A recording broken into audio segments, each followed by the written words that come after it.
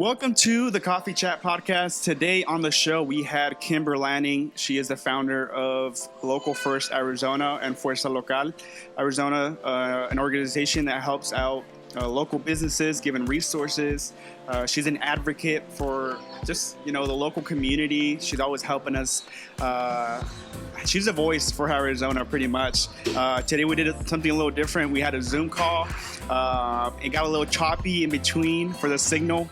But for the most part, I hope you guys enjoy this podcast. So hope you guys enjoy.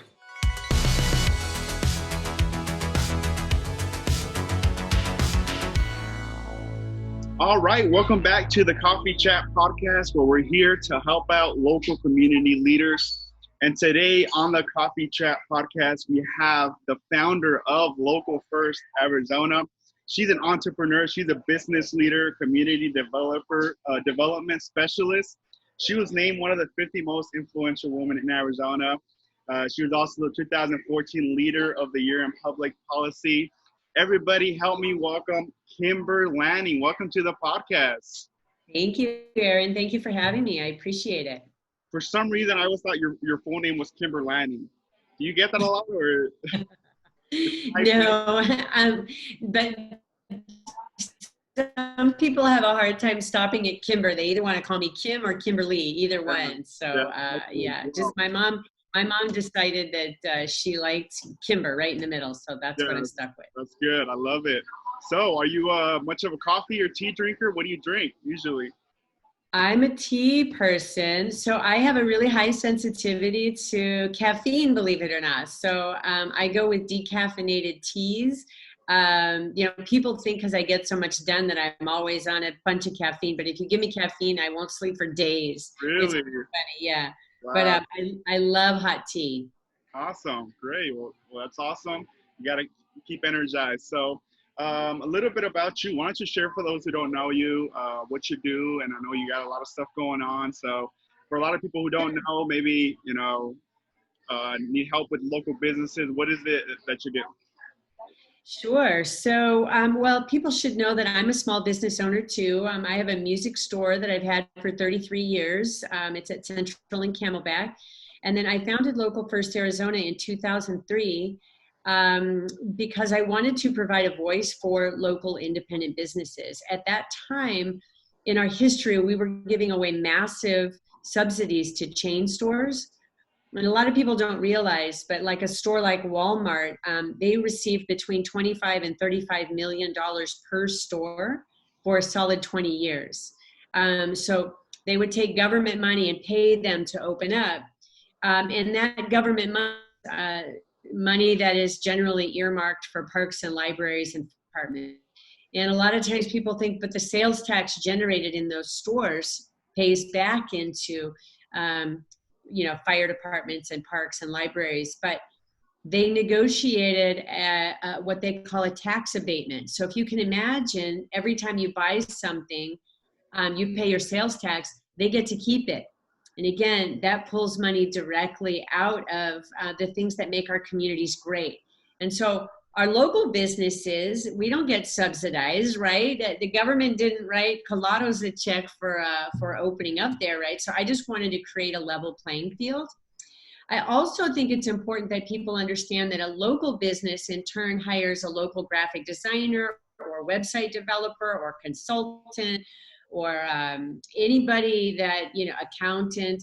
It's so important to understand that chain stores don't do that. And all of that money gets extracted from our community back to their home state.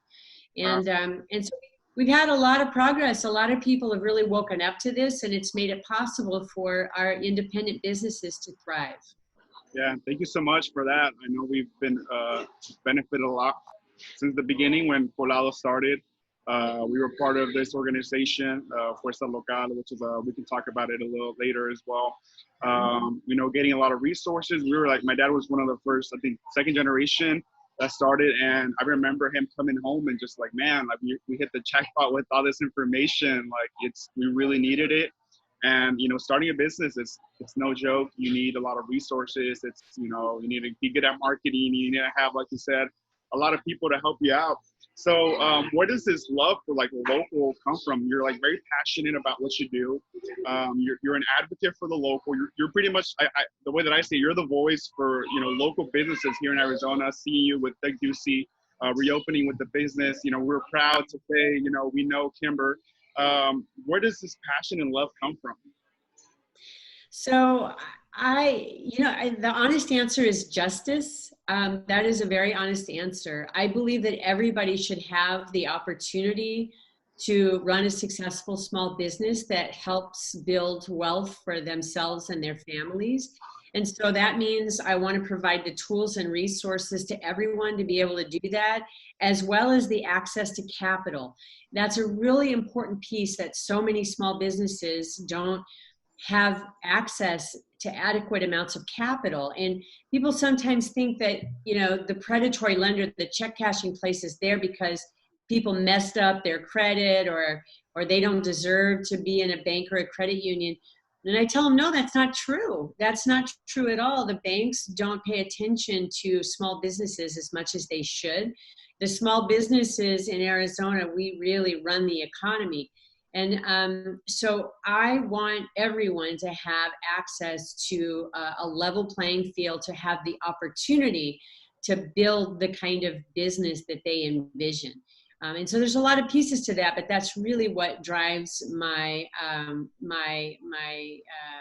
vision for a diverse and inclusive Arizona economy.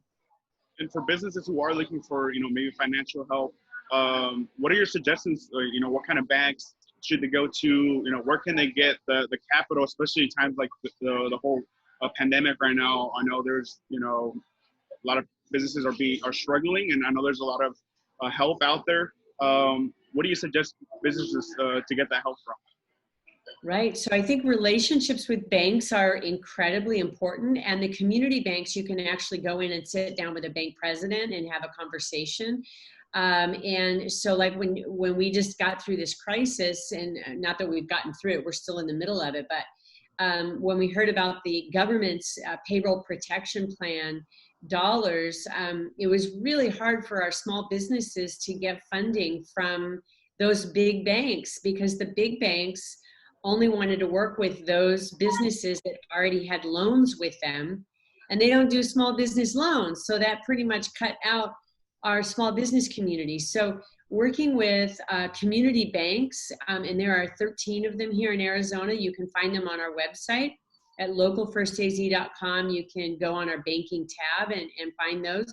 There's also several really great credit unions that do business lending as well, like Desert Financial or 1AZ Credit Union or Vantage West Credit Union. There are a number. I'm personally with Arizona Federal Credit Union. So you can find all of those lists of banks and credit unions on our website, and I recommend you move your money to those banks so that you have a relationship there. Yes, and I remember my dad telling us, we're moving banks. We're not going to be with Chase anymore. We're going to Desert Financial. I was like, why? I was like, why? You would think, Chase is, they have more experience. He's like, no, we have to support our local banks. And I was like, wow, that's so true. So yeah, and then for us. It is, and Chase. There's a big article about them just recently about racist comments in lending, where they are. I think it was 2 times less likely to call somebody back just for having a Latino surname. That's inexcusable. And if you leave your money in those banks, then you're implicit in that.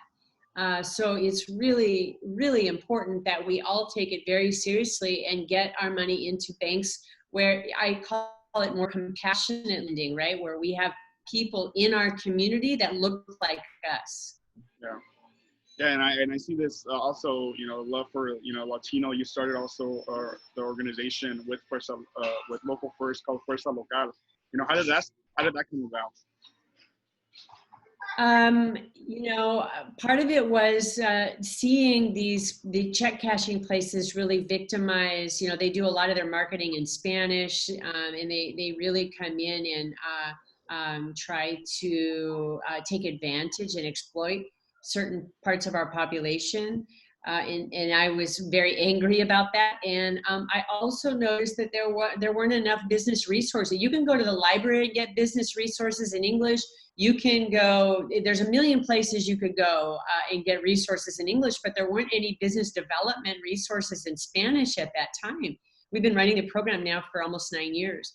And so I also saw it as an opportunity. For those who don't know, in Fuerza Local, you must save $1,000 over 6 months in a tanda, which we're taking that and reporting it to a credit bureau, which gives people an opportunity to earn a credit score so that we can get them into a typical bank or credit union so that they, again, can access capital. Capital is like oxygen to small businesses, right? If you want to grow, if you're a retailer and you need to stock up before the holiday, if you need to invest in new equipment in order to stay competitive, it's critically important that all of our small businesses have access to the capital they need to grow and create jobs. So really with Fuerza Local, Arizona is my state, and we have a good number of our population. Even if they speak English, they still prefer to learn in Spanish. They can learn more deeply in their native language. They can ask their questions in their native language. That's critically important. Yes, and I think we both share the same love for this state, Arizona. Were you born here in Arizona? You know what's funny is I didn't get here until I was 9 months old. I was born on Okinawa, which is an island in Japan. And my father was in the military, and he was transferred to Luke Air Force Base when I was 9 months old. And my whole family is still here, though. Wow, that's awesome. Yeah, I think reading a little bit about your bio, just your love for Arizona. I think we share the same mission to make this, the state better. Can you share a little bit more about, you have a business accelerator program for those businesses who want to join? How can they join? How can they get involved with, I know you have a website where you can find a lot of all the other local businesses. But talk a little bit about this program that you have. Sure. So if you have an existing business, during this COVID crisis, we offered small business relief funds, which I had just mentioned a little earlier. We raised about $1.3 million and distributed in $2,500 increments to our smallest entrepreneurs, up to 3 employees, to try to keep them afloat so they could have something to go back to when the economy starts to open. We do one-on-one coaching and consulting, and that's in English or in Spanish. And then we have all kinds of webinars and opportunities for small businesses to come and get resources on everything from advice on troubled debt relief or how to pivot your business. If you just need a brainstorming partner to think about how could we be doing this differently. Your family is very creative about that, but imagine if you were all on your own and you didn't have anybody to brainstorm with. That's where we can come in and say, hey, we care about every single business, so how can we help you improve on what you have? We look at it as triage, really, because sometimes if you're in business and you're doing okay, and there's certain things you're doing that weren't really performing, you need to drop those things right now. It's a crisis. You cannot be trying to hobble along with this piece of your business that's sinking this piece of your business, right?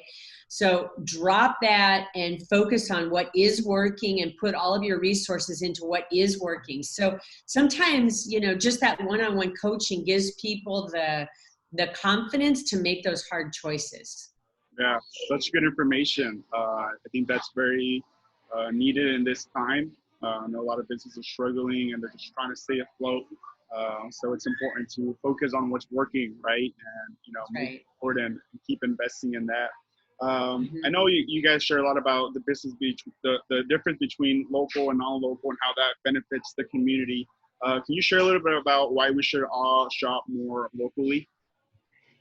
Yeah, I would love to. That's my favorite thing. A lot of people, they start from a place of, well, how do I know if it's local or not, right? And I had to reflect and think, well, I was raised, my parents both started businesses, my grandparents were self-employed. So to me, it's obvious, right? But a lot of people don't know. So I think it's important for people to look under the About Us tab on a website, or meet the people behind the counter and simply ask. It's okay to not know, just ask. And if you ask and you find out that it's locally owned, then there's certain things that are pretty safe to assume. One is that the owners live here in Arizona, and that they hire other business services in order to you show up there, you've got graphic designers, you have a shirt that got printed here locally that you're wearing today. You hire local teams of people to build your website, whatever that might be, and that keeps more dollars and jobs in the economy. So people should think about that. If you choose to just shop online or shop with a big national brand, those profits are exiting our economy and going to support distant shareholders that we may or may not ever know. But I think it's also important for people to consider their own personal biases. I think with all of the advertising, people think it's going to be cheaper or a better experience to go to a big national chain. And that just simply isn't the case. So we've done so much research on this and proved time and again that it just simply isn't cheaper always. Sometimes it is, but not always. And if I think there's two things that drive people to support big national change. One is they think it's going to be cheaper, and two is they think it's going to be a better experience or a more consistent experience.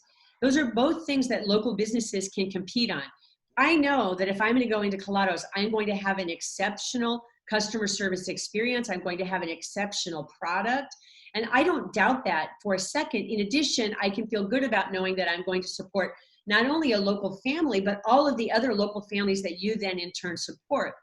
If I go to a big national chain, I know that I'm going to have a middle of the road experience, right? Because they're not going to do anything too great, and they're not going to do anything too horrible. I'm going to have this sort of middle of the road experience, and I know that my money is going to leave the local economy after we paid for just the local employees here, or maybe some real estate taxes. So I'm going to give you an example, Erin. It's tires. It's kind of a boring example, but it really gets people's attention. We did a study just a couple of years ago looking at the most popular 15 tires that are sold here in Arizona, not sort of hypothetically, but the most popular 15 tires. And we compared Costco and a company called Community Tire and Auto, which is owned by a family right here in Arizona, and they have a few locations. And Community Tire and Auto was cheaper 12 out of 15 times. Dang, I just bought new tires from Costco. I need to go back and... What are you doing to me here? What are you doing? So Community Tire was cheaper 12 out of 15 times, and it was only $1 more on the installation. So it's not like they're making it up on the installation. So it's funny when I share this with people, they go, "Oh my gosh, why did I think it was going to be cheaper at Costco?" And it's kind of permeated into our belief system, right? That we think it's going to be cheaper, but it isn't. So I encourage people to just look around. Sometimes the big guy's cheaper, but not always. Yeah, and I think there's a greater feeling in going into a local, business, and you just feel the hominess, the coziness of somebody who they pour their passion into it. And, That's right. And that's something we try to keep on doing here. Try to, invite a friend of ours, they're architects, and they paint, the logo for us. And that's always, I think, better than having something printed and it's a big sign. There's a feeling to that where you can just say, I'm not just helping a corporate, but I'm helping a local businesses. But I know you guys share like this proportion. I know it's like how many dollars stay in the community versus non-local. Do you have that information? Yeah, if you spend $100 at a local independently owned business, 43 of those dollars will stay and recirculate in the local economy, versus if you go to a chain store, only 13 stays Wow. here. So it's really between 3 and 4 times the rate of return. Again, as I explained, as those dollars stay and recirculate through the local economy. So every dollar counts. I like to remind people your dollars sit quietly even silently in your pocket until you decide to spend them. And then they speak very loudly about the kind of community you want to live in. Wow, so good. We need to put that on a shirt, Kimber. Awesome. I know a lot of these local first and Fuerza Local, you guys do a lot of networking events. For those who are kind of shy, and I know a lot of when my dad's good at going out and asking for help and meeting people, but I would invite people with him, and I'd be like, hey man, go network, go show your car, but he'd be like, I'm kind of shy, I'm not. For those people, what would you advise for them? What's the benefit of networking? There's so many benefits to networking and just getting out there. And it is harder if you're a shy person, but there's creative things you can do. I know personally, when I get a personal email from somebody saying, even if it's after the fact, hey, I was there last night, I heard what you had to say, and I just want to say thank you for all you do for small businesses. I'm going to remember that. You can be a shy person and still send a follow-up. There's a power in a handwritten note as well, mailing somebody something that says, hey, if you're ever in need of this service, please know that I'm here. I look forward to hearing from you. Those types of things, they really matter. So that personal touch. Here's a creative one. I have a colleague that I envy how good he is. Every time Local First or Fuerza Local is in the paper, he gets a snippet and sends it to me and says, hey, congratulations, great article. And I'm like, how do you do that? You are so good at it. But it makes me remember him all the time because I know he sits there and does this for all of his friends. He'll just take the business journal and chop it up and send it out to people and say, thank you. It's the smartest networking you can do. That's so good. I need to do that more often. That's a good idea. Yeah. And I know, like you said, networking is so important. We all need to go out there and share information, because that's the way that we're going to connect with local. And I think we all need to work on, thinking about, is this business local? Who am I really benefit? There's a lot of options out there nowadays. So that's also really good.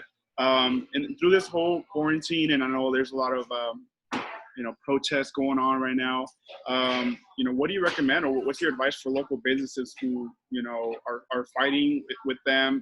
How can they support these protests, and how can they be benefited with the quarantine, all these changes? What's your advice for businesses who are, hanging in there? Yeah. Talk to your landlord. The first thing you want to do is make sure that you're in communication with your landlord or your mortgage holder, either one. Business owners sometimes make the mistake of just saying quiet, and I can't tell you how many I talk to. Well, I haven't heard from them. No, you have to contact them and say, here's my situation, here's what I can afford to send you right now, and here's my plan. So communicate through so you don't lose your location. Secondly, think creatively about what you can be selling right now and how you can. I know you did a great job pivoting to delivery service. There are things that we can be doing to be creative. Another thing that I've seen businesses do, and it's the hardest time to do it, but donate and volunteer your time. We had a graphic design firm. They had no business coming in, and they raised their hand and said, hey, if we can help anybody for free right now, we're just sitting around. How can we help you? That's going to come back to them tenfold, because people saw them stand up in a time of need and offer their services. So I think just hang in there, know that you're part of a community, reach out if you need advice, and also figure out what you can do to help others, because that will help you stand out. So good. And I the first couple of weeks from the quarantine, I think we asked from one of our landlords, can you guys help us out? And they flat out said, no, you're our bloodline. We need, you're, just how you need your employees. And we were a little, mad. And then a couple of days later, they kind of emailed back like, oh, we were just kidding, in a way. They're like, oh yeah, we're going to help you out. And I was like, okay, that's what I thought. But it's so important to reach out and ask for help, because people, are willing to help out, because it affected everybody. So we all ask for help, like you said, and I'll stay quiet. Any last closing comments? Thank you so much for being with us again. But do you have any closing comments? I realize that everyone has the ease of going to the national chain or shopping online. But just to remind folks that we're all in this boat, and the more that we can keep the money recirculating here in our local economy, the better off we'll. Ask them to consider, even if they can just shift some of their spending to a local company, it can make a huge difference.